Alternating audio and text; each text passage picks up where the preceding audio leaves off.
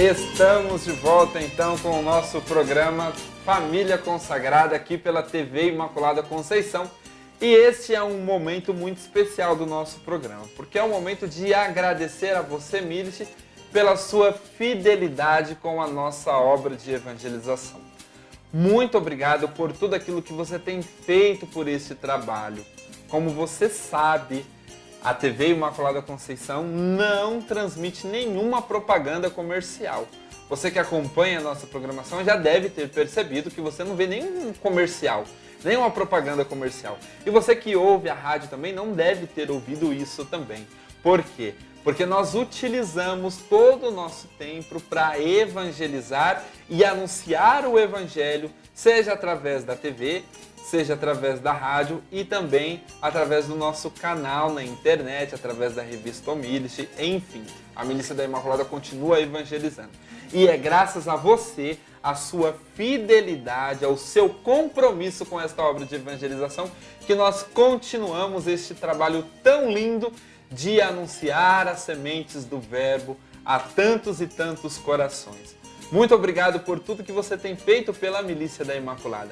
Falando especificamente da nossa realidade de Campo Grande, de Mato Grosso do Sul, eu tenho certeza absoluta que muitas e muitas pessoas que moram nas comunidades rurais, nas comunidades que são afastadas dos grandes centros, né?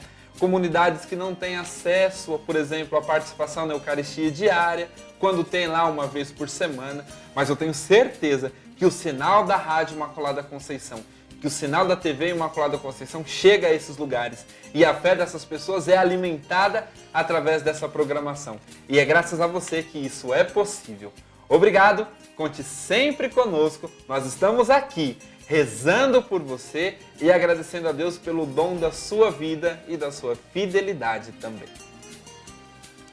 E muito bem, chegou aquele momento, depois que o Fábio aí deu esse nosso recado, o momento de nós conhecermos um pouco mais da vida do nosso fundador São Maximiliano Maria Kolbe.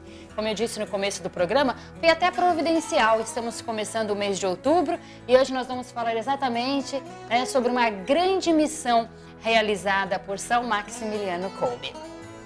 Pois é, no dia 14 de janeiro, do dia 14 de janeiro a 5 de fevereiro do ano de 1930, Padre Maximiliano, com a finalidade de preparar a fundação de uma missão no Extremo Oriente, dirige-se para Viena, Roma, Pádua, Assis, enfim, vai para a Itália, para a França e para a Alemanha, passando por todas essas cidades que você está acompanhando aí no seu vídeo, exatamente com essa intenção, preparar uma missão no Extremo Oriente. Mas vamos voltar um pouquinho no tempo? Vamos voltar a 1929, pois neste ano, o provincial, o superior-geral dos franciscanos menores conventuais, ordem da qual fazia parte São Maximiliano, ele escreve uma carta a todas as províncias franciscanas, a todos os franciscanos, convidando-os, exortando-os a desenvolver uma missão nessas terras onde pouco se fala de Jesus. Essas terras denominadas pagãs, E diante deste convite, partir em missão para essas terras aí longínquas, terras onde Jesus Cristo era pouco conhecido, é claro que isso falou alto no coração de São Maximiliano. Ele que já tinha esse espírito missionário, esse ardor, muito forte dentro dele. Diante deste convite do padre provincial, do superior geral, ele se sente tocado e amadurece dentro dele algo que já tinha começado algum tempo antes.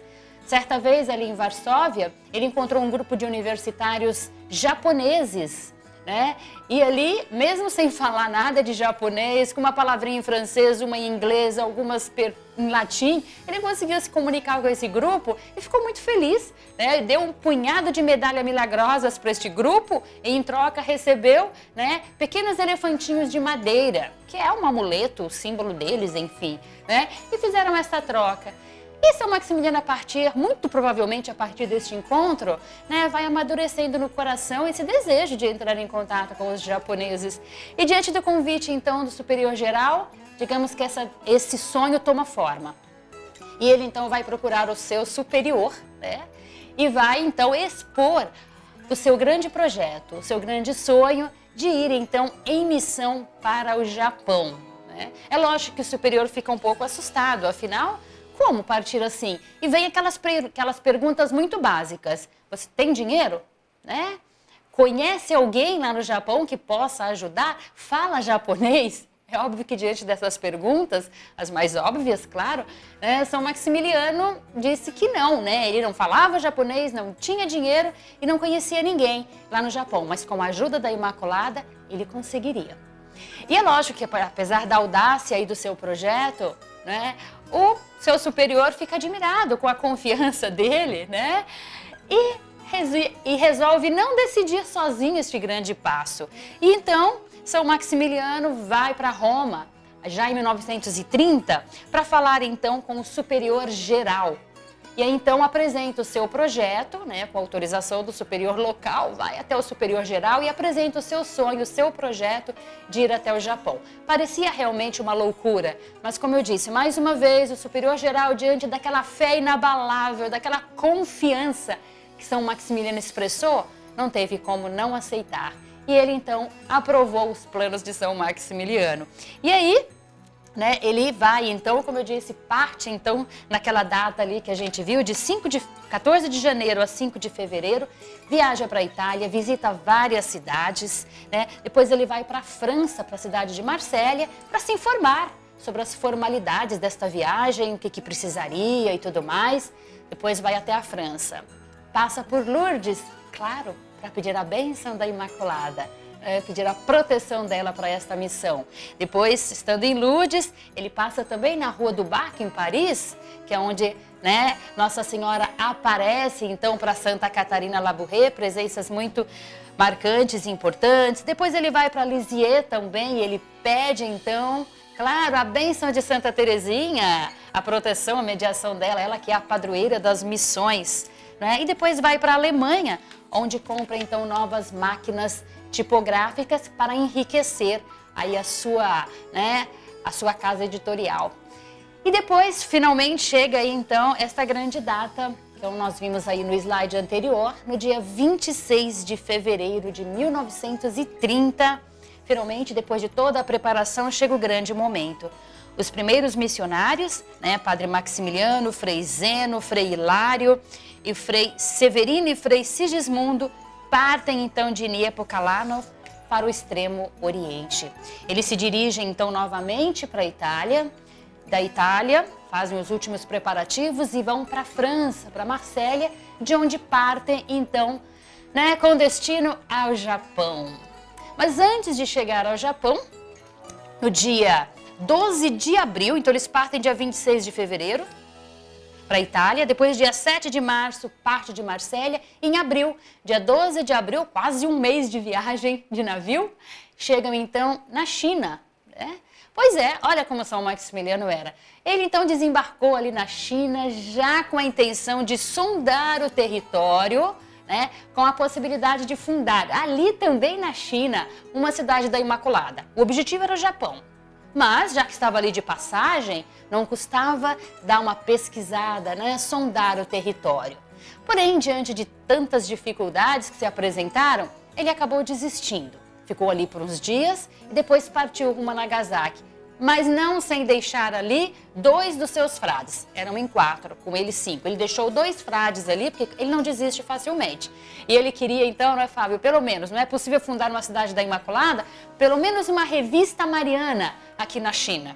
Então ele deixa esses 2 frades para realmente fazer uma pesquisa e ver a possibilidade então de se publicar uma revista mariana na China. E aí ele parte para o Japão no dia 23 de abril e 24 de abril chega em Nagasaki, né? Ele é uma pessoa muito dinâmica, muito objetiva. 2 horas depois já estava lá no bispado, falando então com o bispo de Nagasaki e expondo ali os seus projetos, o seu grande sonho de fundar ali uma cidade da Imaculada. E a gente está vendo aí a foto do São Maximiliano com os primeiros colaboradores que ele encontrou no Japão. Então vamos lembrar que ele chegou no Japão sem um ien, que é a moeda japonesa, no bolso, sem falar japonês. Foi procurar o bispo pedir autorização. E o bispo, então, sabendo que ele era doutor em teologia e em filosofia, claro, já quis também arrebanhá-lo. Levar ele, né? Falou, olha, nós precisamos de um professor de filosofia aqui no nosso seminário.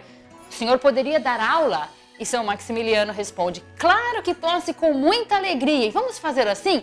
Em troca o senhor me concede, né, aí um sacerdote para me ajudar na publicação da nossa revista O Cavaleiro da Imaculada em japonês. Então, ele não dá... Esperto, né? Esperto. E o bispo logo percebeu isso. Esse eu não vou conseguir dobrar. E assim foi. Ele se empenhou, então, assumiu o papel, né, o cargo de professor.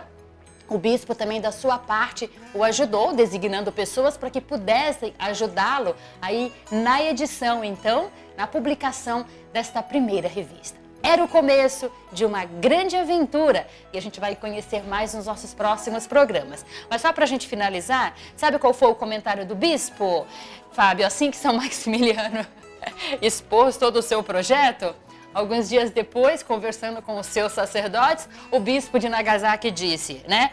Ou é um santo ou é um louco. Isso ele mesmo vai descobrir depois, como todos nós já sabemos. Quem já conhece São Maximiliano já sabia. É um pouquinho dos dois. Eu diria, mais santo do que louco. Mas um pouquinho de loucura santa ali tinha, assim. Senão não teria se embrenhado numa missão como essa. É verdade, né? Ele é até conhecido por alguns como louco da louco da Imaculada. Né? E a loucura, de fato, às vezes faz parte da vida, né? Sim. Às vezes a gente precisa arriscar. E Padre Kolbe arriscou, né? Imagina ir para o Japão. Olha lá, a gente está vendo uma foto que o Júnior está mostrando para nós.